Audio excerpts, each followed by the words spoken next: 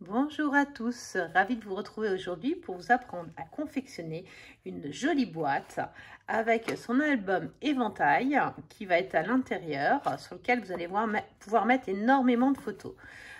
Pour celui-ci, moi j'ai utilisé le set Globetrotter que j'adore et les cartes souvenirs qui sont avec. Donc vous allez voir, je vous le montrerai plus en détail tout à l'heure. J'ai encore cette petite boîte, je ne sais pas si vous l'avez vue, c'est la boîte maison.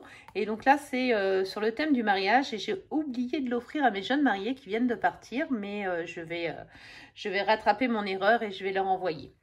Donc pour faire cette boîte, vous aurez besoin de papier cartonné épais que vous pouvez retrouver à la page 153 du catalogue. Il existe dans deux couleurs, très vanille ou murmure blanc. Donc pour changer, moi je vais utiliser le très vanille. Pourquoi je prends du carton épais? C'est simplement parce que je trouve que la structure a besoin d'être bien rigide à ce niveau-là. C'est hyper important. Donc je préfère utiliser ce genre de création, quelque chose d'épais. Donc je vais, pour démarrer la base, avoir besoin d'un morceau de 21 par 18,4. Donc le 21, nous l'avons. Donc on va couper à 18,4. Je coupe à 18,4 et une fois que j'ai coupé à 18,4, je vais marquer sur les quatre côtés un pli à 2,2 et à 4,7. Donc à 2,2. Alors ce qui est bien, c'est qu'avec le nouveau massicot, on peut vraiment faire les petites dimensions comme ça facilement. Donc à 2,2 et à 4,7. Donc ça, je vais le faire sur les quatre côtés. 2,2, 4,7, toujours. Donc ça, je vais le répéter sur les quatre côtés.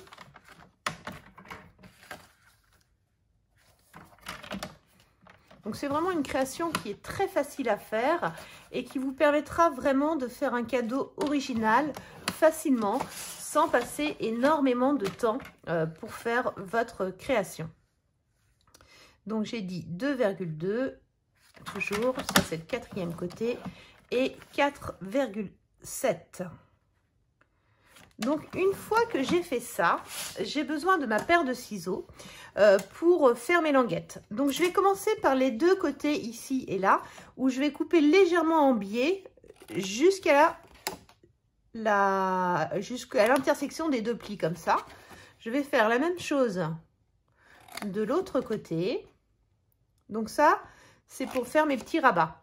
Ensuite, je vais avoir besoin de couper ici, pareil, légèrement en biais. C'est pour permettre de rabattre facilement la dimension. Hop, mais de toute façon, je vous ai préparé un petit schéma que vous pourrez retrouver à la fin de la vidéo ou sur mon blog pour vous faciliter le travail. Ensuite, ici, je vais couper droit sur mon pli. D'accord. J'aurais pu éventuellement couper directement avec le massicot aussi. Ça aurait été une possibilité. Là, je vais enlever le petit bout qui est ici, qui me dérange.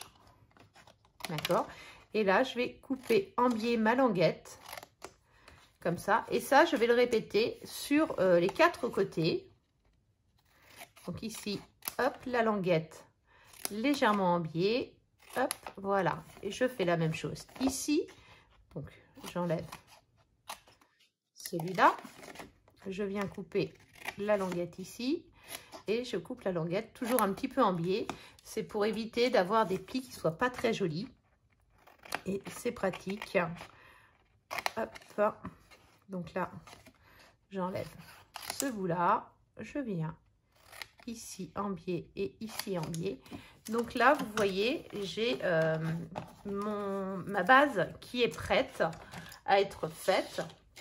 Donc c'est très simple. Ensuite, il ne me reste plus qu'à marquer mes plis. Hein, donc là, le papier est un peu épais, donc ça va permettre que ça se tienne bien. Et donc, pourquoi 2,2 et 2,5? C'est que quand je vais descendre, ça évite que ça touche au fond. Hop. Voilà. Et donc, l'idée, c'est que je vais venir coller ma languette ici, celle-ci ici, et ensuite venir coller mon rabat. Et comme ça, je vais avoir doublé l'épaisseur ici et ça me permet vraiment d'obtenir quelque chose de très rigide. Et le fait d'avoir coupé légèrement en biais, ça permet aussi de mettre bien ici. Donc, vous voyez, de cette façon-là, vous obtenez la base de votre boîte, comme moi j'ai fait ici, d'accord?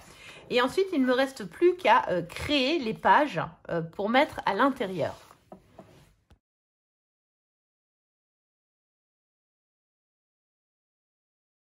J'ai oublié de vous dire de faire le couvercle qu'on va mettre sur la boîte. Donc, pour faire le couvercle, vous allez avoir un besoin d'un morceau pareil de carton épais, hein, pour que ça se tienne bien, de 14,8 par 12,2. Donc, 12,2 par 14,8. Et alors là, il faut être bien précis, que ce soit sur la base de la boîte ou sur le couvercle, parce que si vous n'êtes pas bien précis, le souci, c'est que tout ne va pas bien s'emboîter, donc il faut vraiment être bien équerre. Et là, vous allez marquer un pli tout autour à 1,5 cm. 1,5 cm sur les 4 côtés.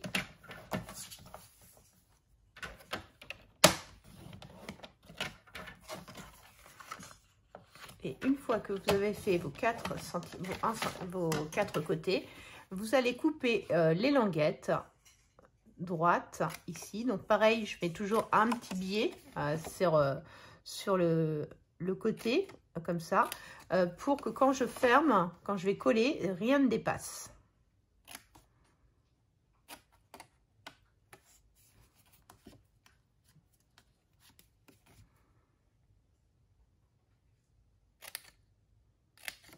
Et donc de cette façon-là, il ne me reste plus qu'à plier tout et à venir coller les 4 côtés. Hop.